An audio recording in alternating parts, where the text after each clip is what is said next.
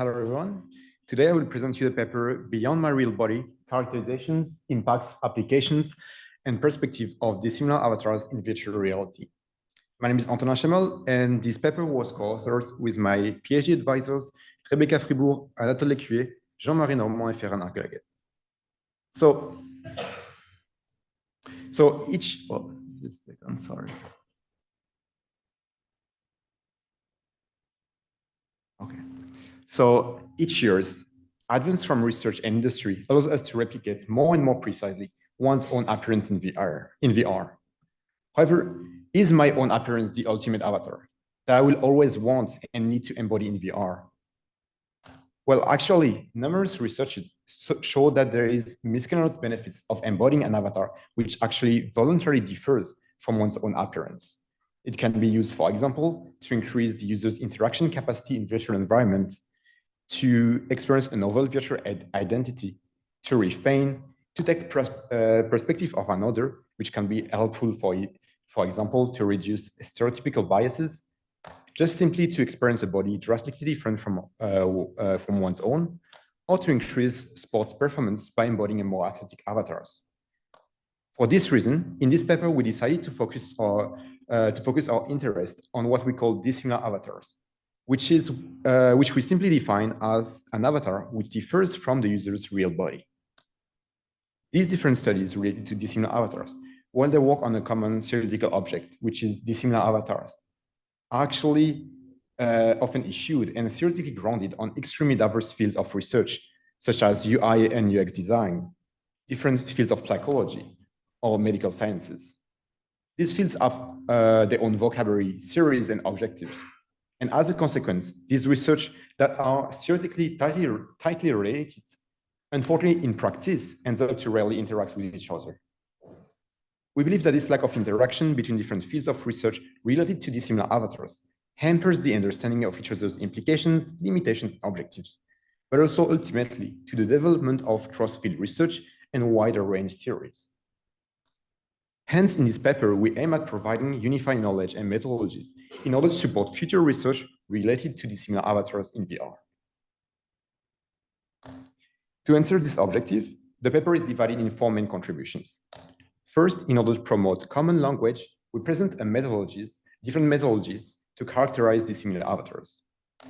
Then we organize previous results on the impact of embodying dissimilar avatars on the impact on the user's experience.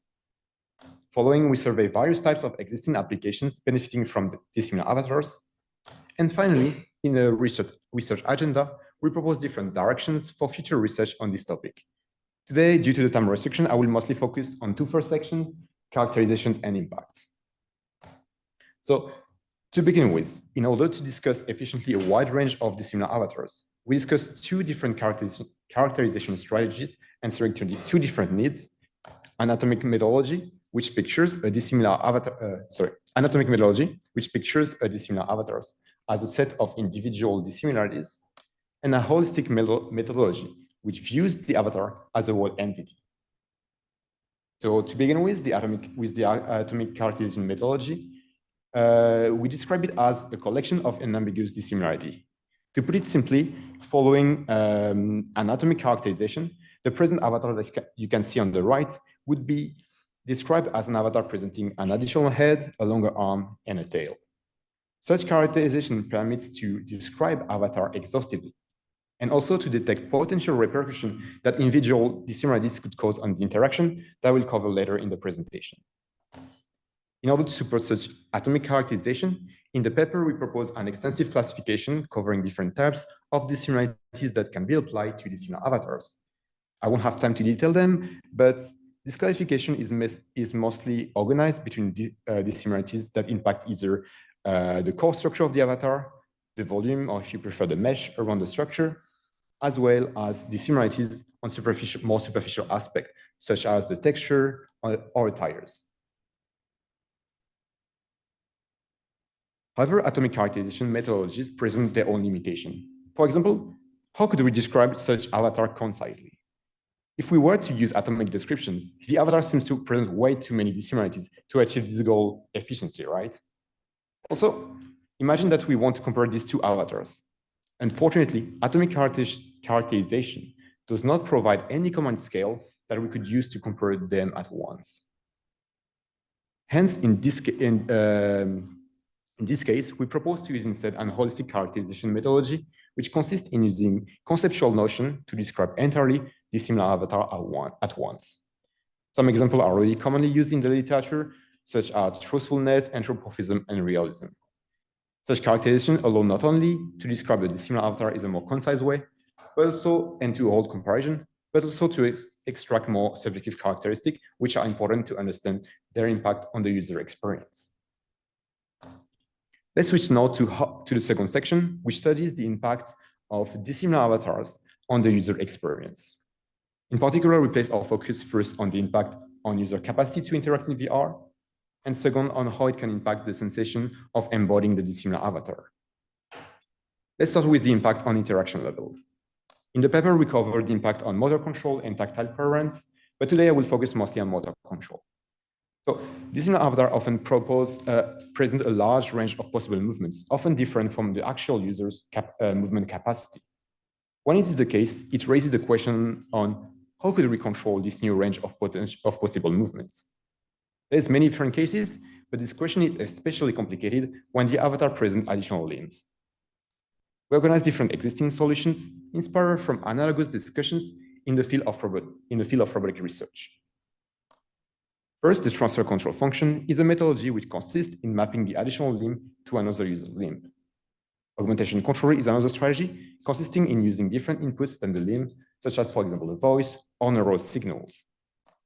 Finally, with autonomous controls, the additional limb is mapped to externally generated inputs, for example, algorithm or external users' controls.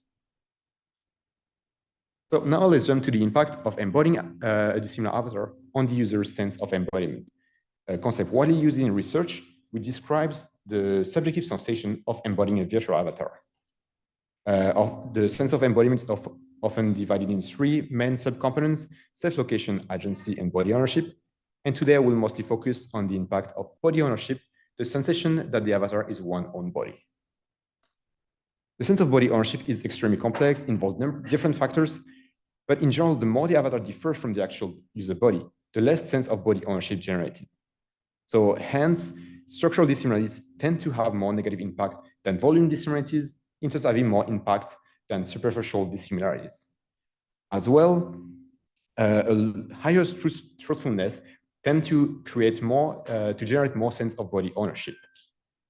However, interestingly, different results also report that when an avatar provides a lower structural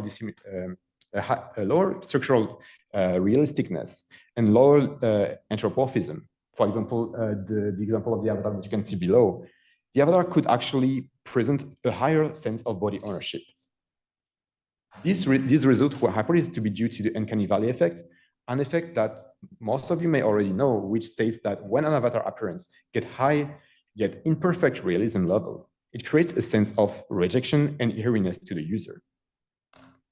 Well, I won't have time to talk about it today. In next sections, we also covered different usage that you get that can be take advantage of dissimilar avatars, which, for example, can be used for interaction, using the body as a display, altering the user's perception and behavior, solving various inquiries in virtual environment, or creating new virtual identities. And followed by the rest of the paper, in the last section, we also organize a research agenda that regroup main challenges and potential future applications that we believe deserve future attention.